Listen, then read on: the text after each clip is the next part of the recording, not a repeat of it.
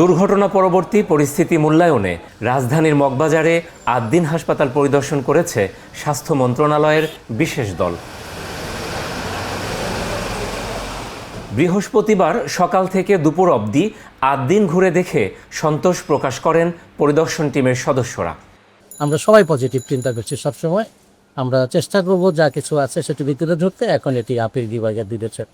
স্বাস্থ্য অধিদপ্তর যেভাবে চেয়েছিল তার সব শর্তই পূরণ করেছে ৮ দিন কর্তৃপক্ষ। পরিদর্শন শেষে এমন সন্তোষের কথা জানায় প্রতিনিধি দল। মাননীয় মন্ত্রী মহোদয়, সচিব মহোদয়, আমাদের মাননীয় প্রধানমন্ত্রী সবাই স্বাস্থ্য নিয়ে চিন্তিত, সবাই পজিটিভ চিন্তা করছে সারাক্ষণ। যা কিছু ঘাটতি হচ্ছে এগুলো আমাদেরই কষ্ট।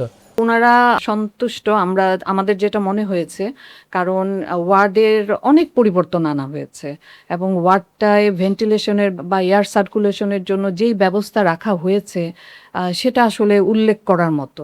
এবং পরিদর্শন টিম ওনারা দেখেছে এবং ওনারাও ভেন্টিলেশন বা আলো বাতাসের যে ব্যবস্থা করা হয়েছে সেটা দেখে ওনারাও সন্তুষ্ট। আমরা আসলে রোগীদের সেবা দেওয়ার অপেক্ষায় আছি। ৮ দিনের অত্যাধুনিক সাজসজ্জা ও রোগী বান্ধব পরিবেশের কথা সরকারের ওপর মহলকে জানাবেন বলেও আশ্বস্ত করেন তারা।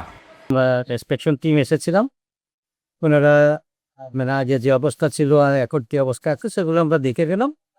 ওনারা আপিল করেছেন, এখন আতুল যারা বিবেচনা করবেন ওনারা এই বিষয়গুলো দেখুন। আমরা দেখে গেলাম, আমরা কি করব। মন্ত্রণালয়ের বিশেষ দলের সবুজ সংকেতের পর পুনরায় চালুর ক্ষণ গণনা এখন চূড়ান্ত পর্যায়ে। ধারণা করা হচ্ছে আগামী সপ্তাহ হবে সেই মাহেন্দ্রক্ষণ। Abu Shahid, media network, Dhaka.